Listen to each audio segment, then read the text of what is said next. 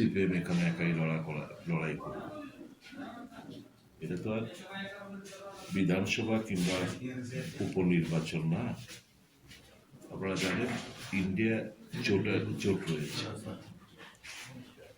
বিজেপিকে পরাস্ত করতে গেলে ইন্ডিয়া জোট সবাই মিলে বসে যে সিদ্ধান্ত নেবে, সেই সিদ্ধান্ত মোতাবেকই সকলকে আমাদের চলতে হবে।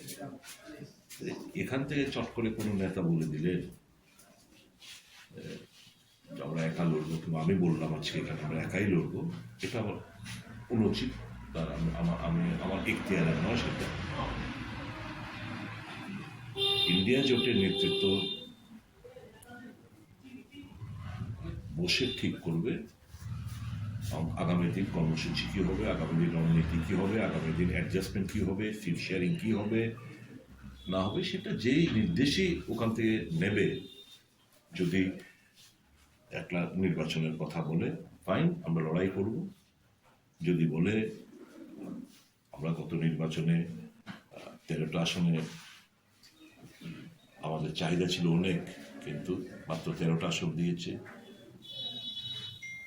অন্যায় হয়েছে, তারপর হজম করেছি। উপনির্বাচনেও আমরা চেয়েছিলাম একটা আসনে আমরা লড়াই করতে, আমাদেরকে দেওয়া হয়নি। এখন তো দেশের নির্বাচন, দেশের নির্বাচনে কংগ্রেসকে সমর্থন করাটাই অন্যান্য দলগুলো যারা বিজেপিকে পরাস্ত করতে চায়, দুটো আসনে কংগ্রেসকে সমর্থন করাটাই হবে সবচেয়ে ভালো উপায় বিজেপিকে পরাস্ত করার জন্য। যে সিদ্ধান্তই ইন্ডিয়া জোটের ওনারা নেবেন সেটি আমাদের মানতে হবে। রাজ্যে কংগ্রেস দল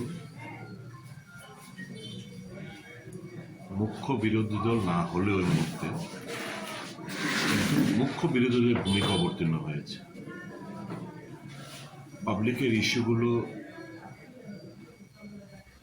সমস্যাগুলো সরকারের দৃষ্টিতে নেওয়ার এবং সুলহা চাওয়া হচ্ছে সরকারের কাছে। সাংগঠনিক তৎপরতা সারা রাজ্যেই চলছে। এই কয়েক মাসের মধ্যে আমাদের সাংগঠনিক তৎপরতা সারা রাজ্যে বেড়েছে। জেলা সফর, ব্লক ভিত্তিক কর্মসূচি, রাজনৈতিক কর্মসূচি ছাড়াও রক্তদান, বৃক্ষরোপণ ইত্যাদি কংগ্রেস নেতা কর্মীরা হামেশাই চালিয়ে যাচ্ছে। আমার আজকের এই সফর বলা চলে প্রদেশ কংগ্রেস মাননীয় সভাপতির নির্দেশ অনুসারেই আজকে এখানে আসা। কিছুদিন আগে উনি এসেছিলেন,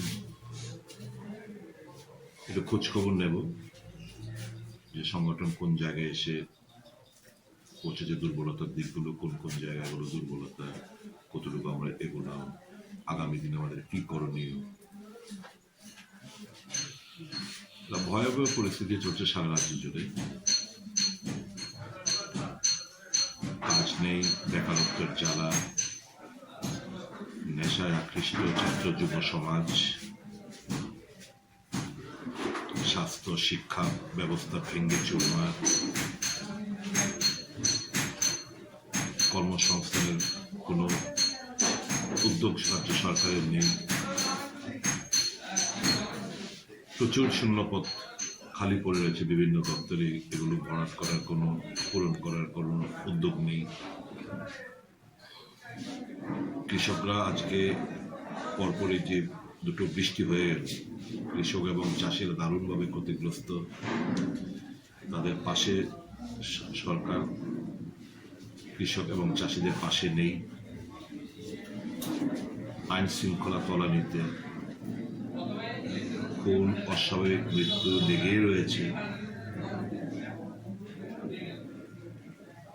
গ্রাম পাহাড়ে কাজ নেই, খাদ্য নেই, অনাহারে অর্ধাহারে মারা যাচ্ছে, অনাহারের তাড়নায় শিশু বিক্রি হচ্ছে,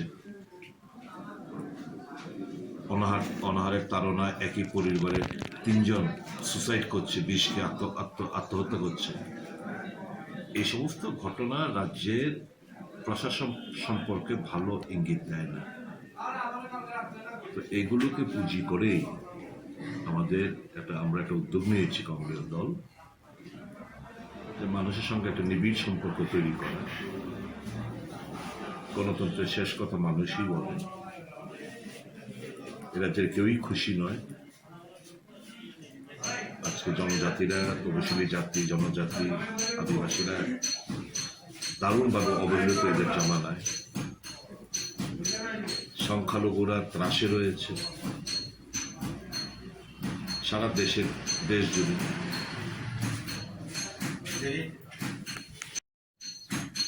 সুশাসন যদি হয়, সন্তান বিক্রি করবে, তারপর বলবে সুশাসন, তাদের ভাষা সেটা হতে পারে। নেশায় এমন কোনো অলিগলি নেই ত্রিপুরা রাজ্যে যেখানে নেশা খাওয়া বসেনি। এবং কারা এর সাথে জড়িত, কেন দুর্বলতা কোন জায়গাগুলো, কেন কঠোর হস্তে এগুলোকে দমন করছে না, এটা সকলেরই জানা। নেশা ছড়িয়ে গেছে, নেশামুক্ত ত্রিপুরা করবে, উল্টো নেশা ছড়িয়ে গেছে, নেশার সঙ্গে যুক্ত হয়ে যাচ্ছে ছাত্র যুব সমাজ। এটাকে যদি সুশাসন বলে আমাদের কিছু বলার নেই। স্বাস্থ্য শিক্ষা ব্যবস্থা ভেঙে চুরমার, এটাকে যদি এরা সুশাসন বলে আমার কিছু বলার নেই। নিয়োগ নেই, খাদ্যের অভাবে সন্তান বিক্রি হচ্ছে, অভাবে অনটনে আত্মহত্যার পথ বেছে নিচ্ছে, এটাকে যদি এরা বলে সুশাসন, আমার কিছু বলার নেই। আইন শৃঙ্খলা তলানিতে প্রত্যেক দিন কোথাও না কোথাও আনন্যাচারাল খুন, চুরি, ডাকাতি, এই জিনিসগুলো লেগেই রয়েছে। এটাকে যদি এরা বলে সুশাসন, আমার কিছু বলার নেই। তবে হ্যাঁ, সারা রাজ্যে ফ্ল্যাক্সের মধ্যে দেখতে পাচ্ছি সুশাসনের খবর, এদের মধ্যে দেখতে পাচ্ছি সুশাসনের খবর, কিন্তু বাস্তবে নিরিখে একটা জঙ্গলের রাজত্ব কাম হয়ে রয়েছে এ রাজ্যে। এখানে আমি প্রাক্তন মুখ্যমন্ত্রীর বক্তব্য শুনেছি যে সিপিএম এখানে একাই লড়াই করবে।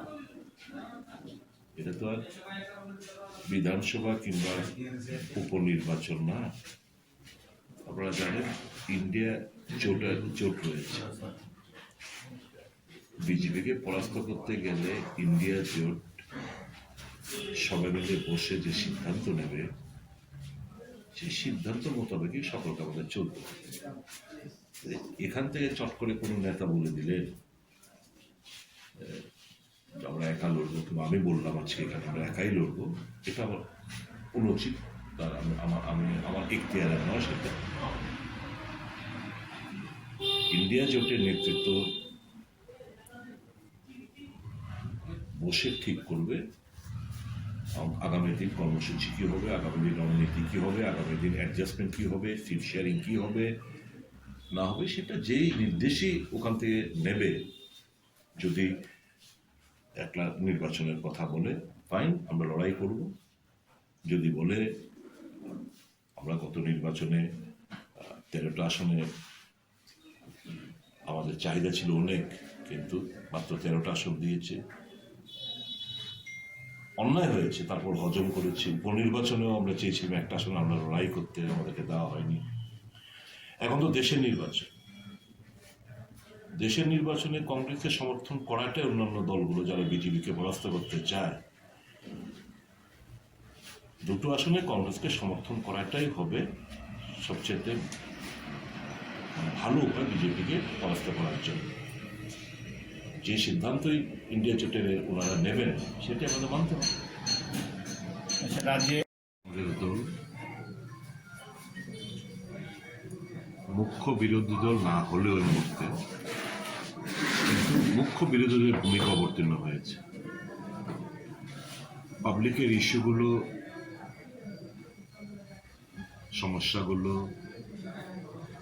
সরকারের দৃষ্টিতে নেওয়ার এবং সুলভা চাওয়া হচ্ছে সরকারের কাছে। সাংগঠনিক তৎপরতা সারা রাজ্যেই চলছে।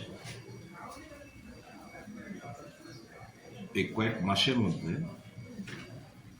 আমাদের সাংগঠনিক তৎপরতা সারা রাজ্যে বেড়েছে। জেলা সফর, ব্লক ভিত্তিক কর্মসূচি, রাজনৈতিক কর্মসূচি ছাড়াও রক্তদান, বৃক্ষরোপণ ইত্যাদি কংগ্রেস নেতা কর্মীরা হামেশাই চালিয়ে যাচ্ছে। আমার আজকের এই সফর বলা চলে প্রদেশ কংগ্রেস মাননীয় সভাপতির নির্দেশ অনুসারেই আজকে এখানে আসা। কিছুদিন আগে উনি এসেছিলেন, একটু খোঁজ খবর নেব যে সংগঠন কোন জায়গায় এসে পৌঁছেছে, দুর্বলতা